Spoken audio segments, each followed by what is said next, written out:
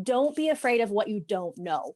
You might feel like you have a hearing problem. Go in there and they say, it's a little problem. You don't need any hearing aids yet. Or you might be really struggling. Go in, get a test, have a demonstration of some real hearing aids, and just see what you've been missing. Nobody's forcing you to have them. That is a personal choice that you have to make, and nobody else can force you to do it. Hey everyone, welcome to episode 8 of the Pure Tinnitus and Hearing Podcast. This is your host, Ben Thompson, and we're here today with Stephani Rose. Stephani Rose, also known as Dr. Rose Helps You Hear, has her own YouTube channel and has been creating incredible videos about hearing. So I wanted to bring Dr. Rose on. Dr. Rose, I'll just get right into it. Tell us your story about how you started to make videos and your whole journey as an audiologist. Thank you so much for having me. I'm so excited to be here. So yeah, basically, I had a little bit of previous YouTube experience in a totally different field. And when the pandemic hit, I missed educating patients about hearing loss and audiology. So I started spending some time thinking about what could help them from home. So, we couldn't necessarily change their wax filters or clean their hearing aids when everything was shut down in California. So I started making more of a how-to type video string. And then that just sort of evolved into all aspects of audiology. And I'm kind of all over the place at this point, but that's what keeps things interesting. And that's what keeps me wanting to keep going.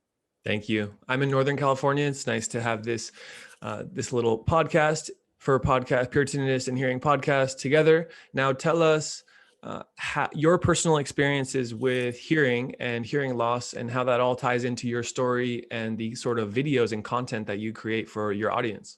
Sure. So I have an older sister who developed atypical Meniere's disease while I was in undergrad. And my bachelor's is in speech language hearing sciences with emphasis in audiology. So she called me up that day and said, "Hey, I think this might be interesting. I lost my hearing. What do you think of that?" So that kind of sealed the deal for me because I was still deciding between speech path and audiology. So I chose audiology. And during my first semester of grad school, we were doing biochecks on the audiometry equipment. And I thought that the right headphone was out. And it turned out I had a sudden sensory neural hearing loss, and I had the same condition as my sister. So it's actually called cochlear hydrops because it's sort of like Meniere's disease, but it doesn't have the vertigo. So I get fullness, buzzing tinnitus, and a fluctuating low frequency hearing loss. So I had about 9 hearing losses that first year. They had to put me on all sorts of regimens to try to help stabilize the hearing. And over time, those helped me, but then it started becoming very active during the pandemic. And it turns out that and I've always known this, that stress can trigger hearing losses for me. And then that led on to a whole bunch of other things and other tests that I had. So cochlear hydrops is actually a secondary symptom that I get from a more primary symptom of autoimmune disease. And it's an undefined autoimmune disease. So it's a very interesting journey. Yeah, one of the more rare causes of hearing loss. I've watched some of your videos and your YouTube channel. The name is Dr. Rose Helps You Hear. One thing I love about your videos is your positivity and your energy. Tell me a bit about how you decide to create your videos. Who is your audience exactly? And what kind of messages are you hoping that individuals leave with once they watch your videos? Sure. So my number one mission is to destigmatize hearing loss, because we are all walking this really fine line of perfect hearing, right? So one of my most favorite hashtags to use is hearing loss is not defective. That's kind of the feeling I would get in the beginning stages of my hearing losses, was that every time it would drop, it seemed like it was out of my control, and then I couldn't tell where things were. Localization is like the number one thing to be impaired when you have unilateral hearing loss. So that was kind of the term that I felt was defective. So over time, I processed this and kind of got past the emotional grieving that you do when you have a sudden hearing loss. It's much different than, slowly acquiring like age-related hearing loss over time. So that was kind of my motivation. Like, why do we get so, I understand that there's a process, and that's okay to go through your process, but eventually you should emerge with it as a stronger human. So that's why I always say, that it's part of being human, and it's okay to have hearing loss. And there's so many great technologies out there that can help us overcome that. So there's really no reason to dwell on it once you've kind of gone through that initial stage. And so that's why I try to present it in a positive light to people so that we can know that hearing loss is not defective. Well, you certainly have a positive, bubbly personality, and I know that will continue to attract a lot of people to watch your videos, me being one of them. What do you think the person who has a hearing loss, who comes to see an audiologist, what do you think they need to know? What are the biggest misconceptions from your perspective about someone who has a hearing loss, seeking help and potentially treating with hearing aids? So I think that the biggest misperception, and this is for people who are not, teenagers or children, but even yes, a little bit with teenagers, is that other people will view you as defective, right? So that's simply becoming less and less of an issue these days because everybody has something smart on them, whether it's a watch, a hearable nowadays, and even with the smart glasses that are around the corner from Facebook. So I think that being positive about it and being excited about showing them what can help them, and then the fact that we can get pretty invisible type style devices if needed, but even the hearables, like on purpose, are in your face, like, hey, look, I've got something in my ear, this is great. So that's kind of my approach with them, to show them that they don't have to feel stigmatized and that they can embrace it and connect it to their cell phone and their TV. And it's a very exciting connective world. Yeah, thank you so much. Quick question. Those who find either your channel or my channel on YouTube or are going online looking for help with hearing or tinnitus, do you feel like these individuals are maybe 70 years old and younger? Because a lot of the stigma with hearing loss and a lot of individuals who need help with hearing loss are older. Now we've seen research shows us that individuals, adults, are starting to seek treatment earlier into their early 60s, for example. So how do you describe your role as someone who's creating educational content online, and what kind of person is going online? And as content creators in the audiology space, how are we creating the message that's best received for a wide range of ages? I'll give you one bit of data from my own channel, is that I focus mainly on tinnitus on my channel thus far. And the core age range are people between 25 and 35. That may be different for hearing loss. And I'm curious what you think about all that. So yeah, one thing that I can take a look at right now on my Instagram is how many people are following me and what their age ranges are. I'm not sure I'm quite there yet with the YouTube metrics, but I hope to be one day where I can see that. But mine are typically between 35 and 45. So I think that there are a lot of, I don't want to say that they're AUD students. I just wonder if they're possibly just audiologists that are kind of in that age range watching the content and following along on Instagram. I know that I have a lot of peers on there, but on the YouTube channel, when I'm looking at who's commenting, it is a wide variety of ages. And I think, it's definitely a younger group who's on there and commenting and knowing how to navigate that space. So that has something to do with it. But I made a video on musical ear syndrome. And that was just really surprising how many views that got. And it has the most comments out of anything. So we don't really talk about musical ear syndrome that much. And it's probably right up your alley with your tinnitus channel. So I found that to be really interesting. So I try to talk about things that we don't talk about very much in school. So for example, I made a video about how to be a hospice audiologist. So, what kind of different hats we have to wear when we have to say goodbye to our patients and practice audiology a little bit differently so that you can help that patient hear to the end. So there's all these different aspects of audiology that we may not touch on. So I think that my audience is kind of turning more into professionals, and then also students are watching, and then patients are watching on like the how-to portions of the channel as well. So it's just kind of all over the place at this point. But, I don't really plan to have a niche. I really want to just stay in a variety. Yeah. And audiology, I think, is niche enough, right? Yes. And so, yeah, something that I learned is that uh, it's scary at the beginning to decide, what am I going to make? What kind of videos do people want to see? There's a lot of distractions. It's hard to almost just make those first steps to actually make the videos. And then after doing it for a while, and I think you're around that point, maybe past that, retrospectively taking a sort of audit and saying, okay, what do people actually want to learn? Like you said, musical ear syndrome. You wouldn't have thought that would be one of your biggest videos that has popularity. What have you learned from looking back on your videos of what has worked? What do people want to learn about? And what are they engaged in Yeah, I with? think it's really interesting. I always thought every time I go to make like a product specific video, I'd be like, this is it. This is going to be the most views out of anything. And then I wouldn't get that many. So I think that because the market is super saturated with product specific videos, there's just too much of it out there. So I think that the more unique of a perspective you can bring to a more broad subject, the more views you could possibly get, because there's going to be less content out there. So it's about being a unique content creator, and trying to appeal to a more broad topic, so that more people can relate.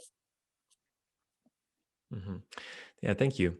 So, what has been on your mind recently in the past few months in the field of hearing or tinnitus, hearing aids, hearing loss, audiology? You mentioned students, you mentioned Sure. professionals, you mentioned consumers. What's been on your mind I think recently? that definitely with the pandemic in place, we have to think to the future. So are people, even if there is, a vaccine and everything, and thank goodness I'm hearing good things on the news lately, um, are people really going to want to come into clinic like they used to?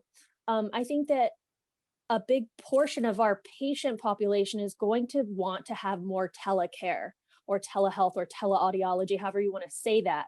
And we kind of, through our profession this year, have been on, kind of like a, a steroid of teleaudiology. So everybody's, clamoring around trying to figure out their protocols and learn all the different software.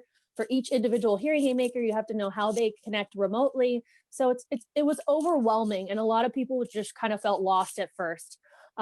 So I had a colleague who actually sent me a wonderful cheat sheet for every single maker and what to do and what platforms they use, and that kind of helped to consolidate everything. So thank you, Stephanie Bigler, if you're out there. Um, so I think that was definitely been on my mind for the last few months. With all that work that we did, how much of that is going to last into the future? And with that being said, I actually um, uh, feel like mail order hearing aid services are going to be a big thing as well. But getting people to kind of trust you with their thousands of dollar hearing devices, that's kind of hard. The other thing that we have to consider looking into the future around the corner is over the counter devices. So that was definitely a portion on my channel where I'm testing out a hearable to see what the real ear measures look like. Is it going to hurt the hearing? So things like that. Um, I'm a huge advocate of unbundling, and I plan to really advocate for that no matter what role I'm in, no matter what employer I have or business I have. I think that unbundling is going to be the answer to our future to stay And alive. for someone who might want to get hearing aids in the next 5 years, they hear you say unbundling and they might think, what is that? What's your Sure. few sentence answer? So yeah, so typically hearing aids have been a bundled service, meaning you pay X thousands amount of dollars and then you get unlimited services. It's like an all you can eat menu of hearing aid services for a length of time, the lifetime of the device, for the lifetime of you. It just depends on the center and what they negotiate with you. So unbundling is more of a dentistry style model where you walk in, you pay your copay, and then they start itemizing. What did they do to you? They drilled your tooth, they cleaned your tooth, they looked at your tooth, they x-rayed your tooth, and you get billed for each one of those things. So I think that by unbundling audiology or hearing aids, or treatment services, I should say, and that can apply to tinnitus evaluations, whatever, it creates a transparency and it builds more trust, because as we have more and more saturation onto the scene with the electronics industry releasing OTCs, big boxes releasing hearing aids at really, really reduced prices, we're going to have to justify our field and what we do. And if we don't, we're going to be, set to the side. So we got to do something. Mm-hmm. Thank you. Yeah, totally agree on that. It's time to innovate. The future is now in many respects. And certainly COVID has given a door open for innovation, and it's shifted the status quo. In times of change, people are more willing to actually change. Yes. I like to ask each guest on this podcast here, what are your favorite sounds? So you can pick one, you can pick a few. Someone may choose some sound in nature. Others may choose a more domestic sound, something from a household. Others may choose the sound of someone's voice. When you think about it, really, what are your favorite sounds, Dr. Rose? Oh my goodness. I've never had anybody ask me that. That is so intriguing. The first thing that came to mind when you said that was a purring kitten or like a purring cat. I haven't had a kitty cat in like many years, but I really miss that sound. And there's really not a lot of other animals that you can have around you that do that won't eat you. So I would say a cat purring. It's just a soothing sound, right? So yeah, I think that would be my answer. That's really great. Thank you. Okay. And in your life, in your creation of educational resources for audiology students, professionals, and individuals with hearing loss or tinnitus, what are your intentions? What do you have set out for the next few months as we enter 2021? What do you feel like is most important for you to be spending your time with? I think that as the mask protocols have taken place, more and more people have realized how much trouble they're having hearing. And it is reaching a younger age audience.